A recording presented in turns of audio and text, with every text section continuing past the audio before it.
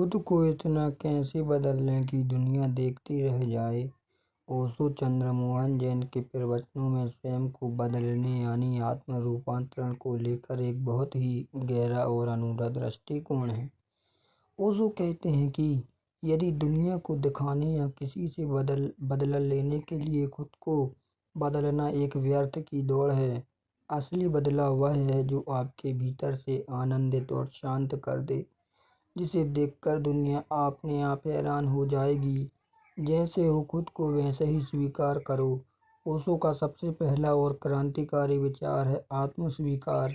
दुनिया अक्सर कहती है कि तुम में ये कमी है, उसे बदलो, लेकिन ओशो कहते हैं कि जब तक तुम खुद को स्वीकार नहीं करोगे तब तक तुमसे कोई वास्तविक बदलाव नहीं आ सकता। लड़ाई बंद करो और जैसे हो खुद से प्यार करो। जब आप अपनी कमियों और खूबियों को बिना किसी शर्त के स्वीकार कर लेते हैं तो आपके भीतर का मानसिक तनाव खत्म हो जाता है। यदि ठहराव आपके चेहरे और व्यक्तित्व पर एक अनोखी चमक लाता है। अनुकरण मत करो, अनूठे बनो। दुनिया को प्रभावित करने के चक्कर में लोग अक्सर दूसरों की नकल करने लगते हैं। ओशो इसके सख्त खिलाफ थे। यदि आप किसी और की तरह बनने की कोशिश करेंगे तो आप हमेशा एक नकल बनकर रह जाएंगे। असली बदलाव तब आता है जब आप अपनी मौलिकता को खोजते हैं। जब आप पूरी तरह से आप होते हैं तो दुनिया आपकी इस अनूठी ऊर्जा को देखकर दंग रह जाती है। होश और जागरूकता। ओशो से जब भी किसी ने पूछा कि बुरी आदतें या खुद को कैसे बदलें, तो उन्होंने हमेशा एक ही रास्ता बताया, होश। आप जो भी कर रहे हैं, बोल रहे हैं, चल रहे हैं या सोच रहे हैं, उसे पूरे होश के साथ करें। जब आप अपने क्रोध, अपनी उदासी या अपनी आदतों के प्रति जागरूक हो जाते हैं तो वे चीज़ें अपने आप पिघलने लगती हैं। ओशो में जीने वाले व्यक्ति का व्यक्तित्व इतना चुंबकीय हो जाता है कि लोग उसकी तरफ खिंचे चले आते हैं। अतीत और भविष्य से मुक्ति पाएं। हमारा आधा जीवन अतीत के पछतावे और भविष्य की चिंताओं में बीत जाता है। ओशो कहते हैं कि जो व्यक्ति अभी और यहीं जीना सीख जाता है वह इस संसार में सबसे बड़ा शक्तिशाली माना जाता है। जब आप वर्तमान क्षण में पूरी तरह डूबकर जीना शुरू करते हैं तो आपकी ऊर्जा बिखरने से बच जाती है। आपकी एकाग्रता और काम करने की क्षमता इतनी बढ़ जाती है कि आपको परिणाम देखकर दुनिया हैरान हो जाती है। भीतर की यात्रा का ओशो का मानना था कि बाहर की दुनिया में आप जो भी बदलाव देखना चाहते हैं उसकी शुरुआत भीतर से होनी चाहिए। ध्यान के जरिए अपने भीतर उतरें। जब आपके भीतर शांति, आनंद और मौन का जन्म होगा तो वह आपके बाहरी व्यवहार में भी झलकेगा। आपको दुनिया को दिखाने के लिए चिल्लाना नहीं पड़ेगा। आपका शांत होना ही दुनिया को यह बताने के लिए काफ़ी होगा कि आप बदल चुके हैं।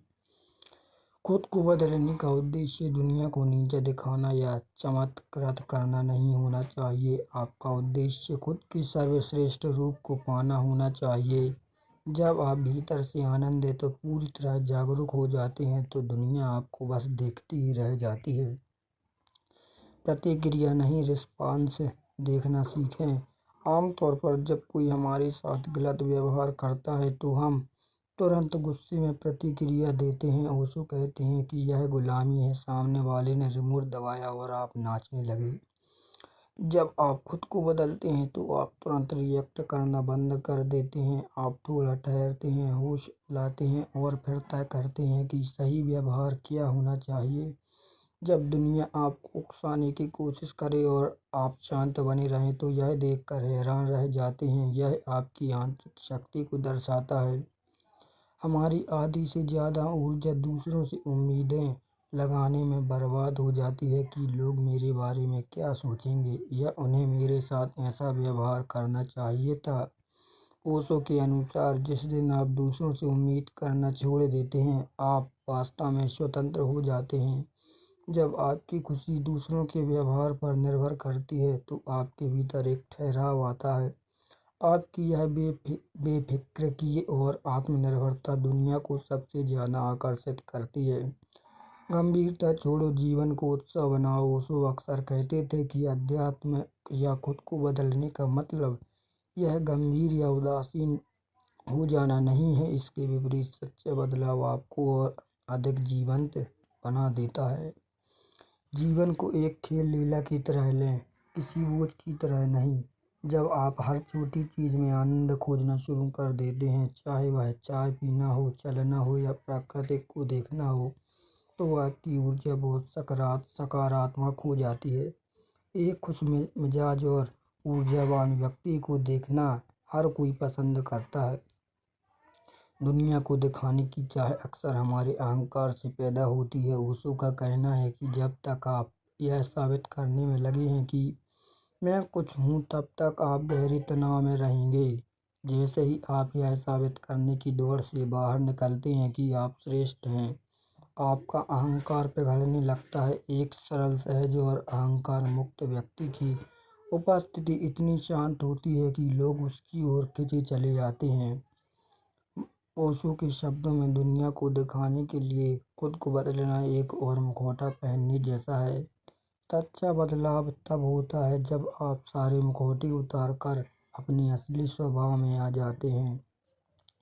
जब आप भीतर से पूरी तरह शांत, प्रेम से भरे और आनंदित होते हैं, तो आपको दुनिया को यह बताने की ज़रूरत नहीं पड़ती कि आप बदल गए हैं। आपकी उपस्थिति ही सब कह देती है। सकारात्मक, नकारात्मक और दोनों को देखना। ओशो कहते हैं कि जीवन द्वंद्व से भरा है। यह सुख है तो दुख भी है, सफलता है तो असफलता भी है। आम इंसान सुख में नाचने लगता है और दुख में टूट जाता है।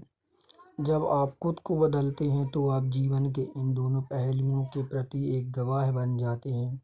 आप सुख का भी आनंद लेते हैं और दुख के समय में धैर्य भी नहीं खोते। जो व्यक्ति जीवन के तूफानों के बीच में अनड़ और शांत खड़ा रहता है, दुनिया उसकी इस स्थिरता को देखकर अचंभित रह जाती है। अकेलेपन को एकांत बनाए। दुनिया में ज़्यादातर लोग अकेले होने से डरते हैं।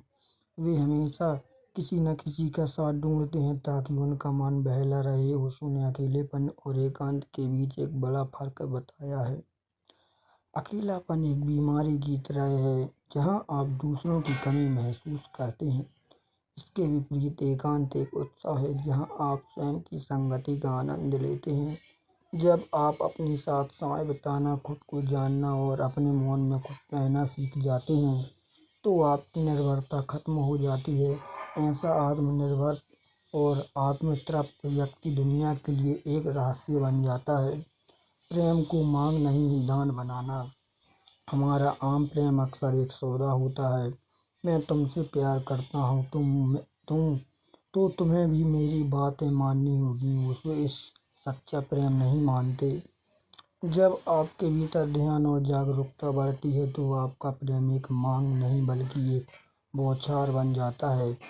आप इसलिए प्रेम नहीं करते कि आपको बदले में कुछ चाहिए, बल्कि इसलिए करते हैं क्योंकि आपके पास देने के लिए बहुत कुछ है।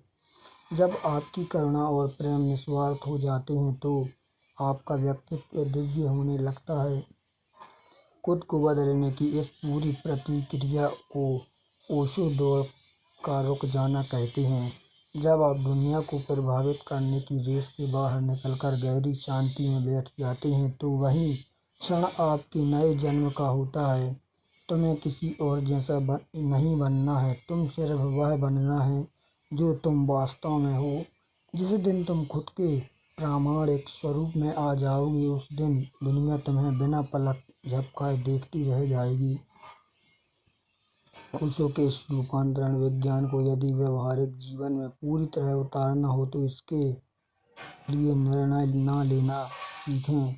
हमारी ऊर्जा का एक बहुत बड़ा हिस्सा दूसरों को और खुद को सही या गलत का टैग देने में बर्बाद होता है। हम हर चीज़ पर तुरंत अपना फैसला सुना देते हैं। ओशो कहते हैं कि चीज़ों को वैसी ही देखना शुरू करें जैसी वे हैं। उस पर तुरंत अच्छा या बुरा होने का ठप्पा ना लगाएं। जब आप लोगों को जज करना छोड़ देते हैं, तो आपके भीतर का मानसिक शोर शांत हो जाता है। ऐसे ऐसा व्यक्ति बहुत सहज हो जाता है और उसकी यह सहजता दुनिया का सबसे अलग और आकर्षक लगती है। अपने डर का सामना करें। अक्सर लोग खुद को बदलने से इसलिए डरते हैं क्योंकि उन्हें समाज के छूटने का, अकेले पड़ जाने का या असफल होने का डर होता है। ओशो के अनुसार डर के पार ही असली स्वतंत्रता है। अपने डरों से भागने के बजाय उनके प्रति जागरूक हों। जब आप अपने डर का सामना करते हैं तो वह डर धीरे धीरे गायब हो जाता है। जो व्यक्ति निर्भय होकर जीता है उसकी जीने की शैली ही इतनी अनूठी होती है कि दुनिया उसे देखती रह जाती है। हम हमेशा अपने दिमाग को विचारों, योजना और चिंताओं से भर देते हैं। ओशो इस अवस्था को भीड़ कहते हैं। ध्यान का अर्थ है अपने भीतर की इस भीड़ को खाली करना। जब आप सुंदर से पूरी तरह खाली मौन होते हैं तो आपके भीतर एक नई ऊर्जा और रचनात्मकता का जन्म होता है। यह शून्यता आपको उदास नहीं करती बल्कि आपको गहरे आनंद से भर देती है। इस बदलाव की शुरुआत बहुत छोटे कदमों से होती है। दिन में कम से कम 15-20 मिनट पूरी तरह शांत बैठकर अपने विचारों को सिर्फ देखें। हर काम को बिना किसी जल्दबाजी के पूरे होश और आनंद के साथ करें। दूसरों को प्रभावित करने की इच्छा को धीरे धीरे छोड़ दें और अपनी आंतरिक शांति को प्राथमिकता दें। जब आप इन सूत्रों को अपने दैनिक जीवन का हिस्सा बना लेते हैं तो आपका आंतरिक रूपांतरण पूरा हो जाता है। क्या आप ओशो के किसी विशेष ध्यान विधि जैसे डायनामिक मेडिटेशन या कुंडलिनी ध्यान के बारे में जानना चाहते हैं जो इस यात्रा में मदद करेंगी? ओशो के रूपांतरण विज्ञान की यह यात्रा जब अपने चरम पर पहुंचती है तो मनुष्य के भीतर कुछ और गहरे और क्रांतिकारी बदलाव आते हैं। हम जब भी कोई काम करते हैं हमारा आधा मन कहीं और होता है। पढ़ते समय हम खेलने के बारे में सोचते हैं और काम करते समय छुट्टी के बारे में सोचते हैं। ओशो इसे अधूरी जिंदगी कहते हैं। सच्चा बदलाव तब आता है जब आप जो भी करें उससे पूरी तरह डूब जाएं। यदि आप हंस रहे हैं तो पूरी तरह हंसी बन जाएं। यदि आप रो रहे हैं तो पूरी तरह आंसू बन जाएं। जब आप हर पल को उसकी संपूर्णता में जीते हैं तो आपकी ऊर्जा इतनी सघन हो जाती है कि आपकी उपस्थिति मात्र से आसपास का वातावरण बदलने लगता है। शिकायत करना एक आम इंसान का स्वभाव है। मौसम खराब है, लोग बुरे हैं, परिस्थितियां विपरीत हैं। ओशो कहते हैं कि शिकायत से भरा मन कभी रूपांतरित नहीं हो सकता। जब आप होश से भरते हैं तो आप जीवन के छोटे छोटे नियमों को देखना शुरू करते हैं। यह सुंदर प्रकृति, यह जीवन। आपके भीतर से शिकायतें विदा हो जाती हैं और उसकी जगह कृतज्ञता ले लेती है। एक धन्यवाद के भाव से भरा हुआ चेहरा और मन इतना शांत होता है कि दुनिया उसकी तरफ खींची चली आती है। कोई भविष्य का लक्ष्य न बनाएं। यह बात सुनने में थोड़ी अजीब लग सकती है क्योंकि दुनिया हमें हमेशा लक्ष्य बनाना सिखाती है, लेकिन ओशो के संदर्भ में इसका एक बहुत गहरा अर्थ है। ओशो कहते हैं कि जब आप केवल भविष्य के किसी लक्ष्य को पाने के लिए जीते हैं तो आप वर्तमान का गला घोट देते हैं।